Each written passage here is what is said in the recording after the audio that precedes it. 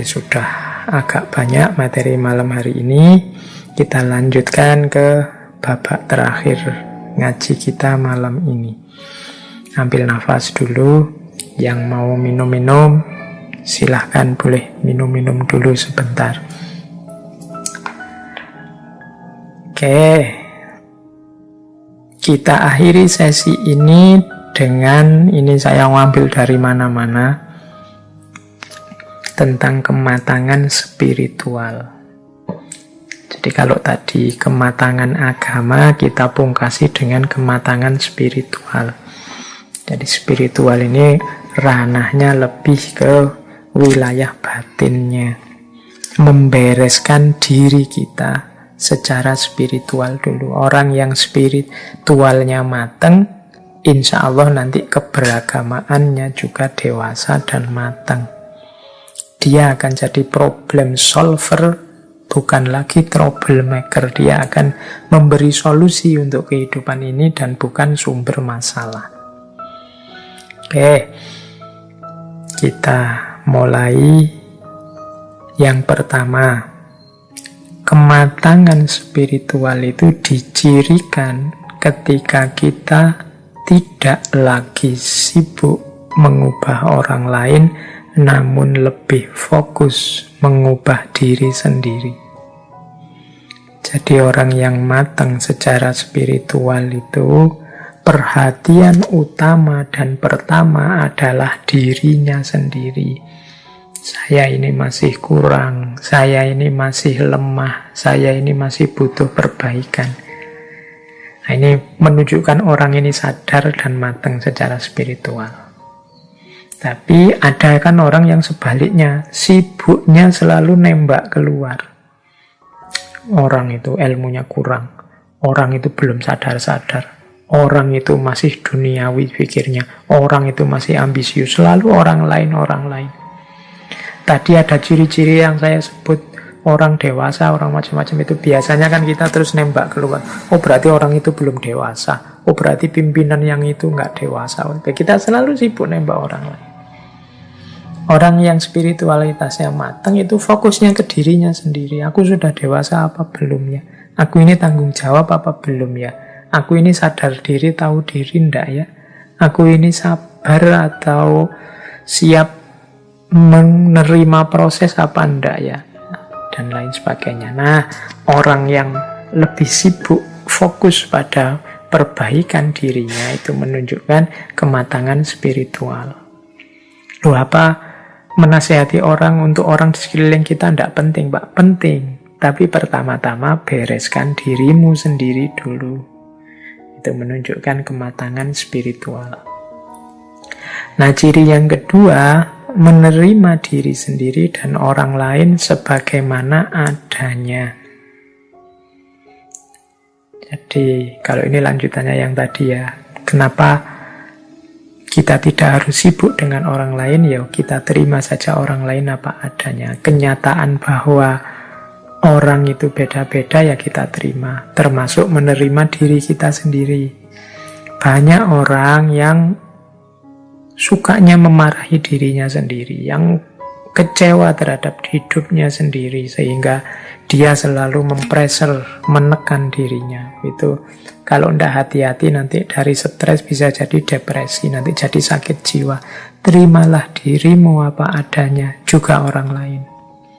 Bahwa kamu kurang ya, bahwa kamu ada kelemahan ya, tapi itu tidak dijadikan alasan untuk membenci dirimu, apalagi mengusir dirimu dari dirimu sendiri. Terimalah dirimu. Dan juga orang lain. Orang lain juga harus kita terima sebagaimana adanya. Itu ciri kedua. Berarti kalau sudah bisa menerima diri, menunjukkan kita sudah matang secara spiritual. Terus yang ketiga, tidak lagi membebankan beragam harapan kepada orang lain dan fokus untuk memberi atau berbagi. Orang yang matang secara spiritual itu tidak banyak membebankan harapan. Membebankan harapan itu, aku ingin engkau begitu, aku butuh ustadz yang begini loh. Aku ingin dosen itu menurutku yang baik itu begini loh. Aku ingin punya teman itu yang ideal itu begini loh. Jadi kamu membebankan harapan-harapan ideal-idealmu pada orang lain. Ini biasanya terus menyusahkanmu, membuatmu kecewa sendiri. Dan juga jadi beban hidupmu. Misalnya kamu punya ideal teman yang baik menurut saya itu Pak 1, 2, 3, 4, 5. Jadi setiap kali ada teman baru, kamu bikin rapot untuk temenmu itu bahwa oh dia ini ramah tapi jarang mandi, oh dia ini menyenangkan sih kalau diajak ngobrol, tapi kalau ke warung mintanya ditraktir terus. Kamu bikin rapot terus untuk ideal-idealmu. Ini namanya membebankan harapan kepada yang lain. Kemungkinan lahirnya kekecewaan.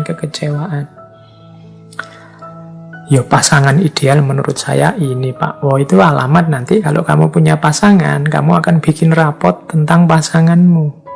Sudah cocok apa enggak sama standar yang kamu buat. Nah, selain menyusahkan juga hanya akan jadi bebanmu. Semakin berat nanti hidupmu. Fokuslah pada memberi, berbagi. Coba kamu teliti dirimu, kamu cek kira-kira aku bisa berbagi apa pada orang lain, pada lingkungan sekelilingku, mampuku memberi apa.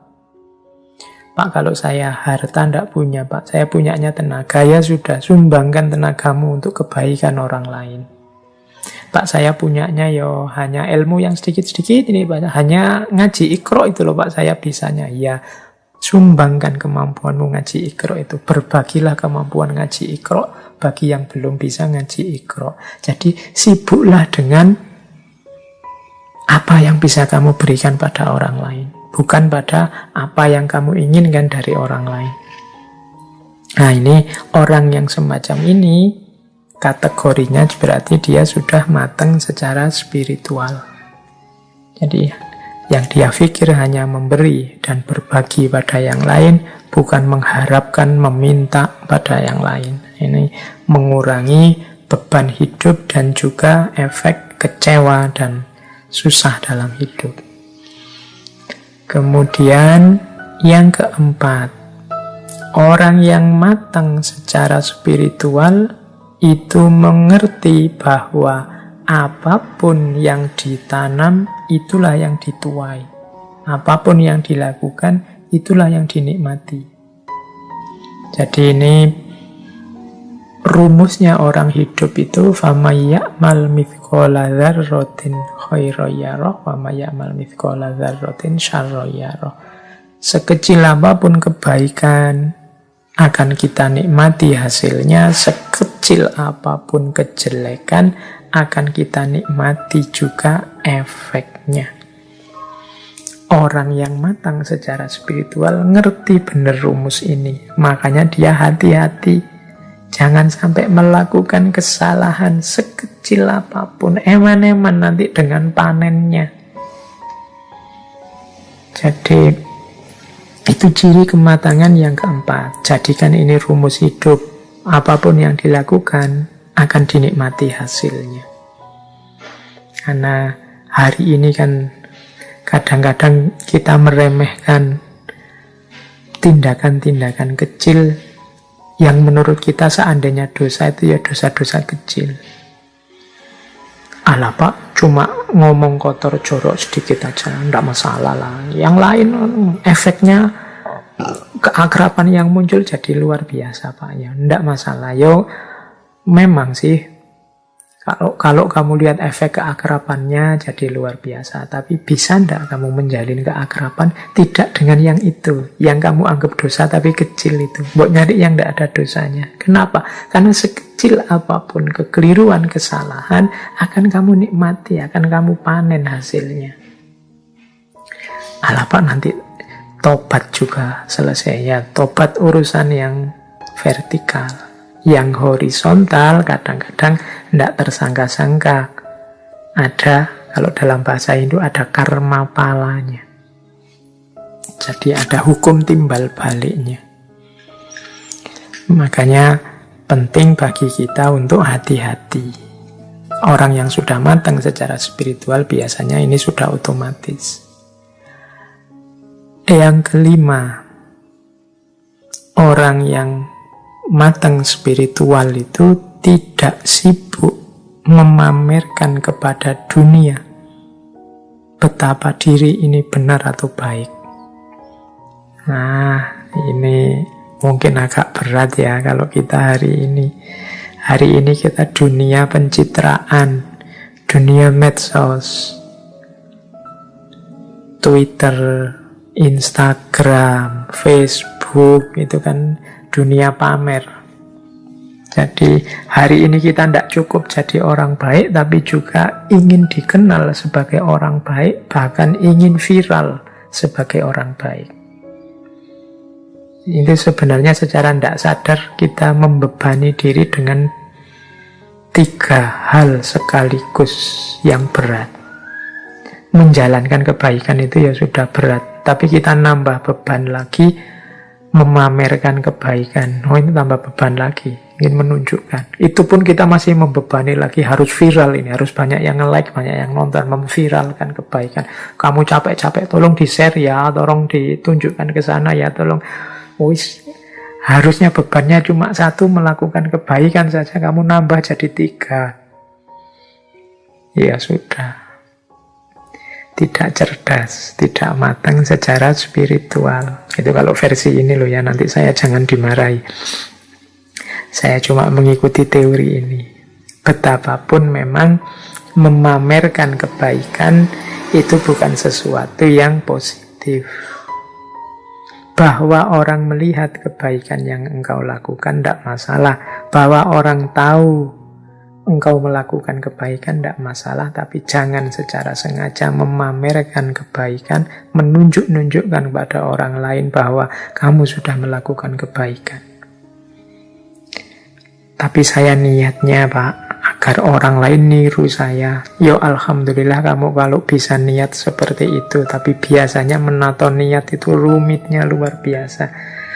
Tidak sadar terselip-selip di situ kamu. Mungkin diam-diam ingin orang lain tahu bahwa kamu itu baik. Kadang-kadang, ya tidak cuma lewat medsos, kadang lewat omongan kan juga begitu.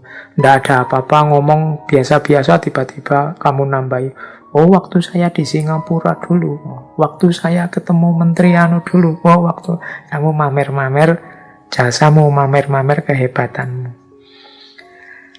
Oke, ini nanti nyambung dengan ciri selanjutnya, yaitu tidak sibuk mengejar persetujuan dan pujian orang lain. Ini ciri orang yang spiritualitasnya matang. Kita ini sering lebih direpotkan oleh kira-kira orang setuju enggak ya yang saya omongkan, kira-kira orang nanti saya dipuji enggak ya kalau melakukan ini, kira-kira orang cocok enggak ya dengan yang saya lakukan ini. Jadi cocok tidak cocoknya orang, pujian atau celaannya orang, ini sebenarnya menunjukkan kita tidak terlalu yakin dengan kebenaran atau kebaikan yang akan kita jalankan. Harusnya kalau kita sudah mantap, sudah yakin bahwa ini benar, ini baik, sudah saya yakin dasarnya ini kuat, pasti benar, pasti baik, itu kita tidak akan repot lagi mengejar, mencari, menunggu pujian atau persetujuan orang lain. Terserahlah, monggo kalau ada orang setuju atau tidak setuju.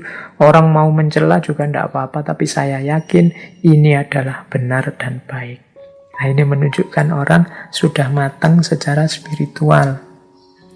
Kalau masih sibuk menunggu komentar orang lain, kemungkinan kita tidak terlalu yakin dengan kebaikan kita. Atau kalau tidak, saya yakin kok Pak, tapi kok masih nunggu. Itu tadi mungkin ada unsur pamernya. Berarti kamu hanya ingin pamer saja. Oke, ya, pamer juga bukan sesuatu yang positif. Sudahlah, bukan berarti kamu tidak boleh medsosan, tidak boleh upload di Instagram, Facebook atau WA, monggo dilanjutkan, tapi tata batinnya dibereskan dulu.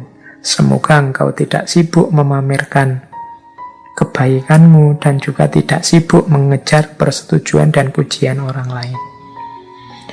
Karena ini nanti kontraproduktif dengan kematangan spiritual yang sedang kita bangun. Biasanya kalau orang mengejar pujian, kemudian yang datang itu celaan, itu moodmu langsung turun drastis, mengacaukan ritme ketenanganmu, bahkan nanti mungkin menghalangi jalan spiritualmu. Terus, tidak lagi membandingkan diri dengan yang lain, atau sebaliknya, membandingkan yang lain dengan diri sendiri. Banding-bandingan ini biasanya ciri orang yang tidak percaya diri, tidak yakin dengan kebenarannya, atau kalau membandingkan orang lain dengan diri sendiri, itu biasanya ciri orang yang sombong dan merasa benarnya sendiri. Begitu aku merasa benar, kan terus aku ingin orang lain seperti aku. Biasanya terus terjadilah membandingkan orang dengan dirinya. Mbok dia itu kayak aku ini loh. Mbok dia itu niru aku ini loh. Nah, itu membanding-bandingkan namanya. Atau dibalik, membandingkan diri dengan orang lain. Aku ini sudah cocok nggak ya dengan itu, dengan idolaku itu? Sudah sesuai nggak sih dengan yang selama ini aku puja-puja? Sudah nyambung nggak sih dengan artis yang selama ini aku idolakan, dan seterusnya. Ini menunjukkan tidak percaya diri. Jadi membandingkan diri dengan orang lain menunjukkan tidak percaya diri. Membandingkan orang lain dengan dirinya biasanya menunjukkan rasa benar sendiri, kesombongan, keangkuhan.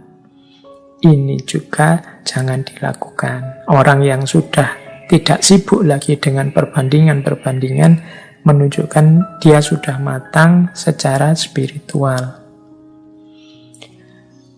Oke, terus selanjutnya, orang yang matang secara spiritual itu mampu membedakan kebutuhan dan keinginan.